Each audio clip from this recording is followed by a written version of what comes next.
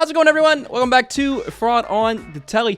2022 has finally come to an end, and what a crazy year it's been for just media in general. In today's video, we're going to be paying homage to the great movies and shows and anime that came out in 2022, because we're going to be doing the Fraud on the Telly Media Awards. That's right, we got a whole series of categories here, and I'm going to be giving out my awards for some of the best shows and movies that came out in 2022. As always, if you enjoyed the video, make sure you like, comment, and subscribe. Don't forget to hit that tiny bell so my videos go directly into your feed. As well, this video is just going to be my opinion, guys, at the end of the day. If you disagree with me, please let me know in the comments down below, because I'd love to see what you guys think for your awards for a lot of these categories that I've come up with today.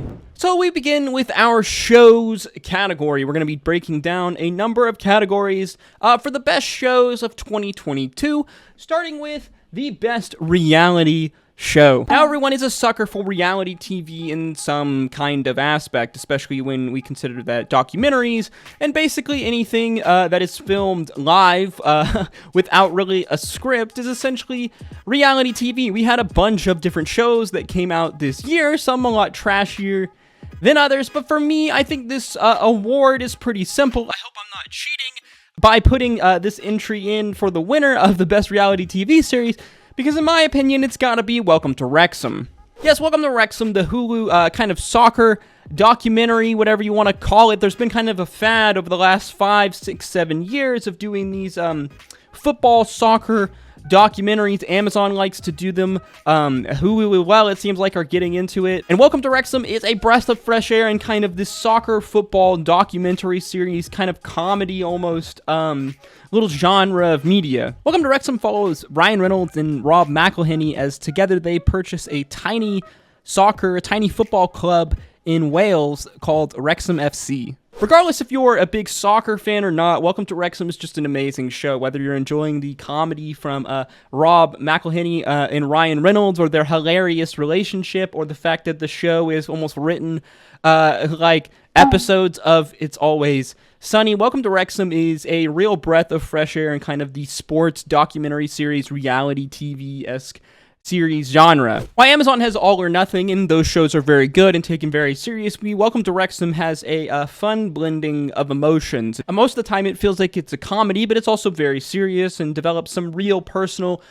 human drama. And for that reason, Welcome to Wrexham's winning our Best Reality TV Show Award of 2022. Make sure you go check it out, guys. Next up, the Best Horror Show. Now, I'm a sucker for horror. It's one of my favorite genres in all of media, and with the rapid escalation of streaming services and streaming shows slowly becoming better media, in my opinion, than actual films, there's always a huge plethora of banging horror shows. For this one, though, I think I gotta go with Netflix's Archive 81. A psychological thriller that also blends kind of elements of the supernatural, and it's just downright spooky. Archive 81 is easily one of my favorite horror shows to come out on any streaming service this year. Now, this was pretty competitive. There's a bunch of other really good horror shows that I liked that came out this year, but for me, Archive 81 sticks out the most in my mind. It's got a very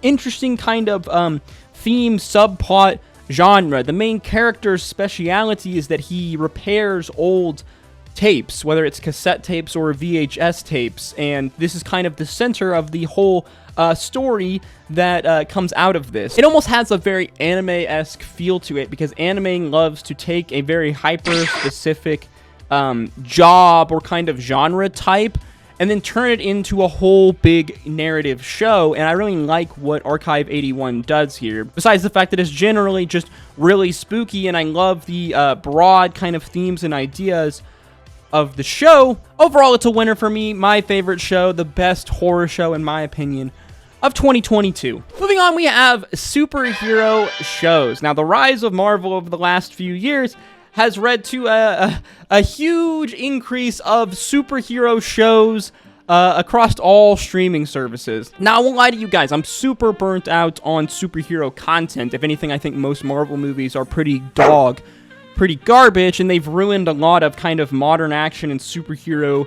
movies and franchises for me just as a whole. That is to say, except for the Netflix show Sandman, which came out this year. Yes, Sandman, based on a loose, kind of obscure character and group of characters in the DC comic verse world. When I first watched the 1 or 2 episodes of this show, I didn't even know that it was a superhero movie, which is how you know it's pretty good. Sandman is adult, dark, having really pure kind of horror element genres to it. If it wasn't for the fact that it was a superhero show, it may have won the best horror show. For me, it's scary, but it's not like the scariest thing ever. It's more kind of dark, horror-esque vibes. It gives me some kind of broad Watchmen vibes in the adult themes that is covered in Sandman. Sandman follows the story of Dream, one of the kind of eternal beings that exist in our world, but in this kind of DC comic verse, they are personified as almost superhero-esques. This show is super good. It's not like any other superhero-esque show, especially in kind of the Marvel DC verse that I've seen in a long time. It kind of gives me almost like Spawn-esque vibes, not in terms of its brutality, but in terms of how different that feeling is. That's kind of why I compare it to The Watcher. Just how different it feels from just the average superhero movie, especially this kind of Marvel-esque genre of superhero movie that's been branded over the past few years, that frankly I'm sick of, and I think that you guys might be too. I highly encourage you guys to go watch Sandman. Fantastic show. Can't wait for season 2. Easily, for me, the best superhero show from 2022, and it gives me faith that superhero shows can be done well. Next, we have quite a difficult award to give, the best anime of 2022. Now, note that I will be releasing a anime award series video as well, and it's likely that the best anime award will probably be the same, but just know that I will be going into further detail on the subgenres of anime and the different categories of anime in its own video, and whenever that video gets done, there will be an eye above that you can click. But for now, we're going to be talking about the best anime, in my opinion, of 2022. Now, this was tough. There was a lot of good ones. I think a lot of people think I'm going to say Chainsaw Man, but no, I'm not. For me, the best anime of 2022 was a Netflix exclusive, a Netflix original, Cyberpunk Edgerunners. Now, this show was an absolute breath of fresh air. Netflix in the past recent years have put out some real banging animes, in my opinion. It really surprises me how good the quality of their anime team is, from the artists that they use, the animation, the music, to the Japanese voice actors. A lot of the stuff that they put out is just super, super high quality. And Cyberpunk Edgerunners is one of the prime examples of just amazing anime that Netflix has put out. It's fun, it's violent, it has crazy art, the colors are absolutely nuts. I don't want to go into too much detail because we don't want to be talking about any spoilers for this anime, but if you haven't seen it, I highly encourage you to watch it. It has amazing art, amazing colors, amazing music. The story is absolutely banging, and it's one of those animes that, when I finished watching it, left me feeling something. The reason that this anime is the best anime of 2022 for me is this reason alone. There are all of these other aspects that make it just an amazing piece of art, in my opinion. Like we said, the music, the art, the acting, the overall story. But just combined together, this show and some of the plot twists that came along towards the end of the season of the show, because from my knowledge, it's just a one-season show, it really made me feel something. It touched some really deep emotions inside me, and it's something that not a lot of animes have really done. I highly encourage you to go watch this show. Maybe I'm alone in thinking this, but I've talked to several of my other friends, and after they finished watching the show, they've all said the same things. Wow, this show really hit me in the feels, and it made me feel just something real and human. Okay, finally, to wrap off our show awards for 2022, we're going to be covering the best show, just in general, of 2022. This is a very tough award to give.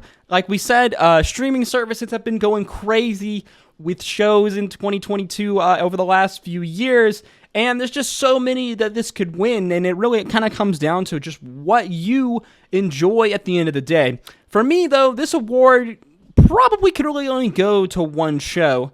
For me, this has to go to HBO's House of the Dragon. Yep, House of the Dragon, the Game of Thrones prequel series based off the book Fire and Blood that we did extensive content on this channel over House of the Dragon. And let me tell you, as a Game of Thrones nut, this show lived up to all of the hype, which is super rare for just things that are hyped in general, as well as for Game of Thrones. Obviously, the end of Game of Thrones to the show left a real sour taste in people's mouths, and it made people wonder whether a new Game of Thrones, a spin-off, a prequel, and one that's loosely based off of a book, could be good, or would it be butchered again? And let me tell you, this show exceeded all my expectations. Maybe my expectations were a little low, and that's why, but really, there was not a lot wrong with this show. They got most things right. They hit all of the broad, big, major story beats from Fire and Blood, and they had a lot of fun fleshing out the details in between and putting some creative spin on it. Overall, this show really surprised me, probably because I was really worried that they were going to absolutely butcher it, but they went above and beyond a lot of my expectations, and I can't wait for the next season of House of the Dragon. Now, moving on, we're going to cover our gaming categories. We got a small kind of categories here for gaming. I didn't want to go into too big of a detail. We're going to start off with the best indie game of the year. Now, I've played a bunch of games this year. I've watched a bunch of games played this year, but I gotta say the best indie game that I've played and experienced this year, hands down, not even close, was Sifu. This game really hit all the boxes for me. It's a martial arts game, which I absolutely love. I'm a huge martial arts buff. I've been doing Muay Thai for like a long ass time now, so I love martial arts game. It was true to a lot of martial arts technique, and I love games that are like that, but it was I guess elaborate enough and creatively interpretive enough to where it wasn't just like a kind of fight simulator-esque game. The game was actually super difficult as well, which I love. You have to love a challenging experience in gaming, especially nowadays when it seems that the overall challenge in video games has drastically... Especially nowadays when it feels like the overall challenge in video games has dropped pretty dramatically. Overall, Sifu blends an awesome art style with fun gameplay, amazing music, replayability, and just an awesome, challenging gaming experience, especially for someone like me, who's a martial arts buff and just loves the combination of a martial arts fighting game with roguelike elements. Sifu is just an awesome experience. We played it live on stream, beat it on the hardest difficulty. It was super fun, super challenging. I raged a lot. I highly recommend you guys go play Sifu. For me, Sifu is easily the best indie game of the year. Move over, Stray. Sifu wins hands down. Next up, the best FPS first-person shooter of 2022. Now, I'm a massive FPS fan, played tons of FPSs over the year. I was a Counter-Strike nerd for the longest time, huge Counter-Strike gamer.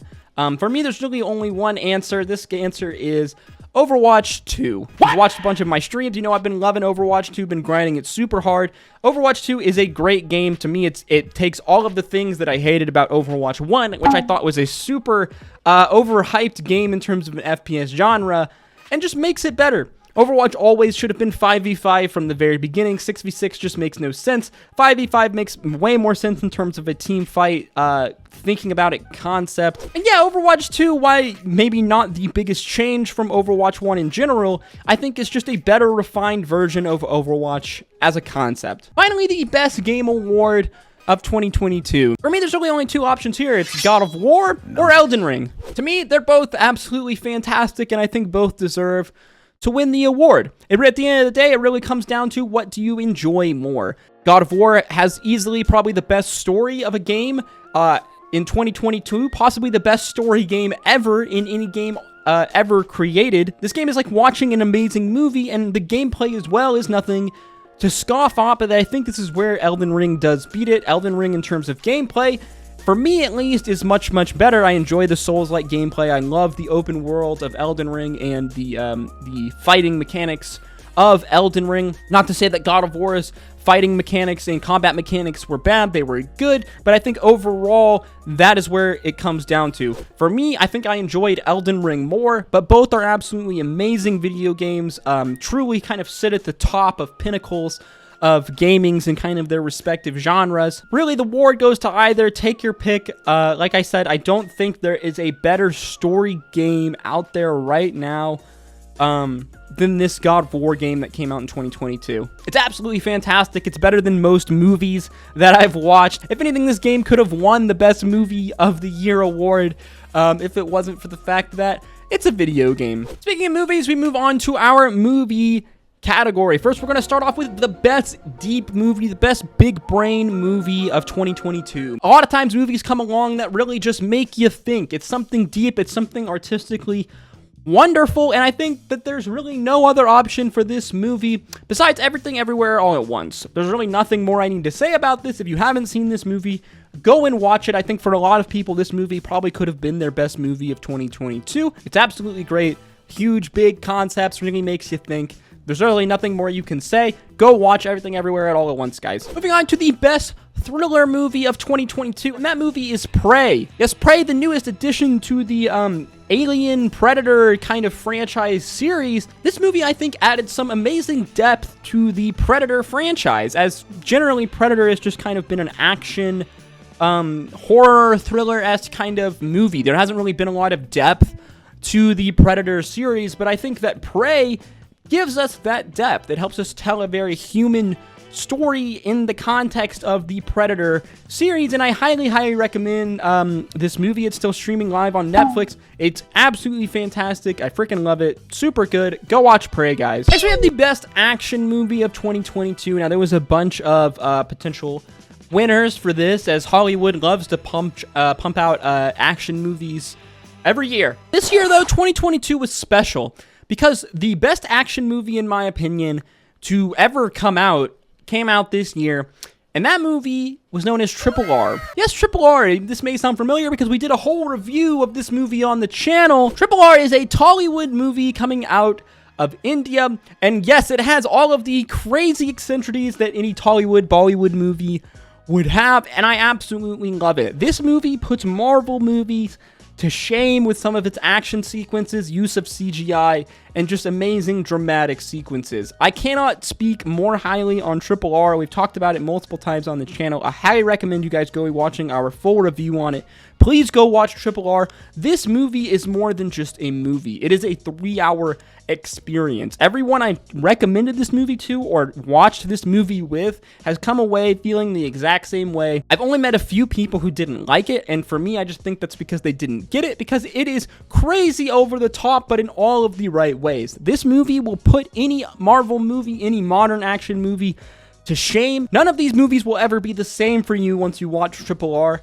Please go watch this movie. This leads us nicely to our next category, the best soundtrack of the year. Now, I put this in the movie category, but this really could have been for anything. Once again, this was kind of a no-brainer for me because, once again, Triple R wins the category again. One of the best parts of this movie is its soundtrack, which is absolutely amazing. I listen to it all of the time. Great media and great cinema has to have great music and a great soundtrack that goes with it. Generally, they go hand in hand, and Triple R is no exception for this. Maybe a bit of a cop-out award here, but it's really hard for me to not give the soundtrack award to Triple R. Finally, this leads us on to the best movie of 2022. And yep, guys, this may come as a surprise, but it's Triple R. I really just can't rave enough about this movie.